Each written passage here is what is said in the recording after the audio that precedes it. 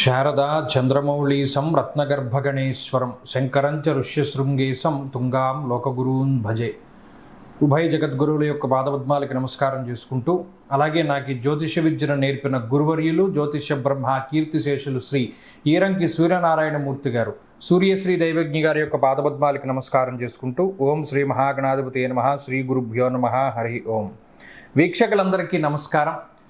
August మాసమందు ఏ విధమైనటువంటి గ్రహస్థితి ఉండబోతూ ఉన్నది, అలాగే ఆగస్టు నెలలో ఉండేటువంటి కుజగ్రహ మార్పు లేదా శనేశ్వరుని యొక్క వక్రగతి ఫలితము లేదా రవిగ్రహ మార్పు ఇత్యాది ఫలితాలు ద్వాదశ రాశుల మీద ఏ విధమైనటువంటి ప్రభావాన్ని చూపించబోతూ ఉన్నాయి, లేదా ఆ నెల రోజుల పాటు ఏ విధమైనటువంటి గ్రహస్థితి వల్ల ద్వాదశ రాశుల వారు ప్రభావాన్ని పొందబోతూ ఉన్నారు అనేటువంటి విషయాన్ని చాలా క్లుప్తంగా ఈ వీడియో ద్వారా తెలుసుకునేటువంటి ప్రయత్నం చేద్దాం. ముఖ్యంగా ఈ శాస్త్ర సంబంధమైనటువంటి విషయాన్ని అతి పురాణ గ్రంథమైనటువంటి గోచార దర్శిని వంటి ఉత్కృష్టమైనటువంటి గ్రంథం ఆధారంగా పూర్తి శాస్త్ర ప్రమాణాలతోటి ఈ విషయాలన్నింటినీ కూడా చెప్పడం జరుగుతూ ఉన్నది. ముఖ్యంగా ఈ ఆగస్టు మాసంలో ఉండేటువంటి గ్రహస్థితిని గనక గమనిస్తే, ఆగస్టు 2వ తారీఖున ఉత్తరా నక్షత్రం 2వ పాదంలోకి శుక్రుని యొక్క సంచారము జరుగుతూ ఉన్నది. అనగా శుక్రుడు తన యొక్క నీచక్షేత్రమైనటువంటి కన్యలోకి ప్రవేశం చేస్తారు ఆగస్టు 2వ తారీఖు నుండి. తదుపరి మాసం అంతా కూడా ఆయన అక్కడే సంచారం చేస్తారు. అలాగే 3వ తారీఖున మృగశిర నక్షత్రం 3వ పాదంలోకి కుజుని యొక్క సంచారం జరుగుతుంది. అనగా మిథున రాశిలోకి కుజుని యొక్క సంక్రమణం జరిగి ఆ నెలంతా కూడా కుజుడు అదే రకంగా ఆయన సంక్రమణం చేస్తూ ఉంటారు. అలాగే 18వ తారీఖున సూర్యుని యొక్క మార్పు, ఇప్పటి వరకు కర్కాటక రాశిలోకి ఆయన యొక్క సంచారం సాగింది.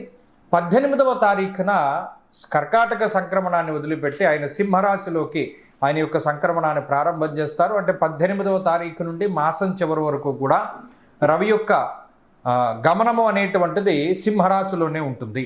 ఆ తదుపరి మాసం చివరిలో 23వ తారీఖున మఖా నక్షత్రం 1వ పాదంలోకి బుధుని యొక్క సంచారం జరుగుతుంది. అంటే ఈ మాసంలో చాలా రోజుల పాటు కర్కాటక రాశి అందే సంక్రమణం చేసినటువంటి బుధ గ్రహము నెలాఖరులో 23వ తారీఖున సింహంలోకి మారతారు.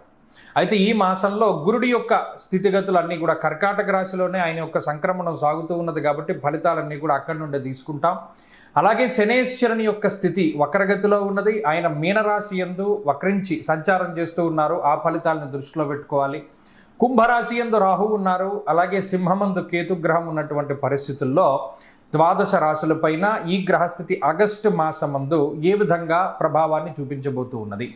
మరీ ముఖ్యమైనటువంటి విషయం, ఆగస్టు మాసంలో మనకి అనగా భారతదేశానికి ప్రత్యేకించి కనబడేటువంటి గ్రహణములు కానీ లేదా మరి ఏ ఇతరమైనటువంటి దుర్నిమిత్తములు కూడా కనబడడం లేదు. కావున ఎటువంటి గ్రహణ నియమాలు కూడా మనం పాటించవలసినటువంటి అవసరం లేదు. ఈ విషయాలను కూడా మనం దృష్టిలో పెట్టుకోవాలి. ఇక ఫలితాల విషయాన్ని మనం చూద్దాం. కన్యా రాశి వారికి ఈ మాసం చాలా అద్భుతమైనటువంటి మాసంగా చెప్పచ్చు. అన్ని గ్రహాలు కూడా లాభస్థానాన్ని పొందుతూ ఉన్నాయి. ముఖ్యంగా మనం సంకల్పాల్లో వాటిలో చెప్తాం, ఏమైనా గ్రహదోషాలు అవి ఉంటే అవి పోయి సమస్త గ్రహాణం శుభ ఏకాదశ స్థాన ఫలావాప్యర్థం, అంటే అన్ని గ్రహాల దోషాలు పోయి ఏకాదశ స్థాన స్థిత ఫలితాన్ని ఇవ్వాలి అనేటువంటి సంకల్పాన్ని ఎక్కువగా చెప్తూ ఉంటారు పండితులు. ఇప్పుడు మీకు అలా చెప్పనక్కర్లా, అన్ని గ్రహాలు అక్కడే ఉన్నాయి. రవి లాభస్థానంలో ఉన్నారు, గురుడు లాభస్థానంలో ఉన్నారు, బుధుడు లాభస్థానంలో ఉన్నారు, చంద్రుడు లాభస్థానంలో ఉంటారు. ఇలా గ్రహాలు ఎక్కువగా లాభంలో ఉన్నప్పుడు అర్ధంచ స్వకులాచార, గృహలాభ సుభోజనం, శుభ కార్యక్రమాలకి సంబంధించినటువంటి విషయాలు కానీ లేదా మంచి శుభవర్తమానాలు కానీ, ఉద్యోగంలో ప్రమోషన్ల దగ్గర నుండి ట్రాన్స్ఫర్ల దగ్గర నుండి ఏదైతే మీకు చెవులకి ఇంపుగా అబ్బా వింటే చెవులను అమృతం పోసేవరా అంటారే, అలాంటి మంచి మాటలే వినబడుతూ ఉంటాయి. అంటే మానసిక ప్రశాంతత అధికంగా ఉంటుంది, ఆర్థికపరమైనటువంటి ప్రయోజనం ఉంటుంది. జీవితంలో ఏం చేసినా ఆర్థిక ప్రయోజనం కలగడం అన్నది చాలా అదృష్టం.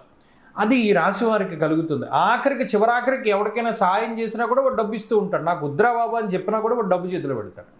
ఇది ఈ మాసంలో ఎక్కువ కనబడుతూ ఉంటుంది. ఏది చేసినా డబ్బు వస్తూ ఉంటుంది, అది ఒక మంచి విషయము. తర్వాత ఆరోగ్యం బాగుంటుంది, కుటుంబ పరిస్థితులు బాగున్నాయి. ఇక ఇంకో విషయానికి వస్తే సప్తమ స్థానంలో ఉండేటువంటి శనీశ్వరుడు వక్రగతిన ఫలితాన్ని ఇవ్వడం, అది కూడా ఒక మంచి విషయంగానే చెప్పుకోవచ్చును. షష్ఠ స్థానముందు రాహువుతో కలిపి శనీశ్వరుడు కూడా అటు మంచి ఫలితాలని ఇస్తూ ఉన్నారు. కాబట్టి అటు ఆర్థికంగా, ఆరోగ్యపరంగా, మానసికంగా, కుటుంబ పరంగా, ఉద్యోగపరంగా, అన్నిటి పరంగా కూడా ఈ కన్యారాశి వారికి ఈ ఆగస్టు మాసంలో శుభ ఫలితాలని మనం కాంక్షించవచ్చును. ప్రత్యేకమైనటువంటి దోషాదులు ఏమీ లేవు. శుక్రుడు కూడా ఈ మాసంలో అటు జన్మరాశి స్థిత గ్రహంగా ఆయన మంచి ఫలితాన్ని ఇస్తూ ఉన్నారు. నీచత్వం అనేటువంటిది గోచారంలో ఉండదు కాబట్టి ఆయన కూడా మంచి ఫలితాలని ఇచ్చి అటు ఆర్థికాభివృద్ధిని కలగజేస్తారు, అలాగే ఐశ్వర్యాన్ని ఆకర్షించగలుగుతారు. ఇక్కడ శుక్రుడు ఇంకో రకమైనటువంటి ఫలితాలను కూడా ఇస్తారు.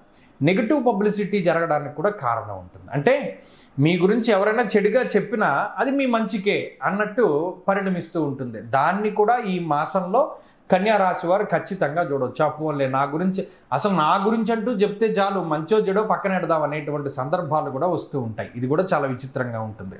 కాబట్టి కన్యా రాశి వారికి ఆగస్టు మాసంలో చాలా మంచి ఫలితాలని మనం ఆశించవచ్చును. మరింత శుభ ఫలితాలని పొందడానికై ఈ మాసంలో ప్రత్యేకించి ఏకాదశి నియమాన్ని ఆచరిస్తూ ఉండడం చాలా మంచిది. అంటే ఉభయ ఏకాదశి తిథుల్లోనూ చక్కగా ఉపవాసాది దీక్షలు చేయడము, విష్ణు సహస్రనామ స్తోత్ర పారాయణ చేయడము, ఏకాదశి తిథుల్లో చక్కగా ఎవరికైనా మంచి వారికి స్వయంపాక దానం ఇవ్వడం ద్వారా కూడా మంచి ఫలితాలు సంప్రాప్తం అవుతాయి.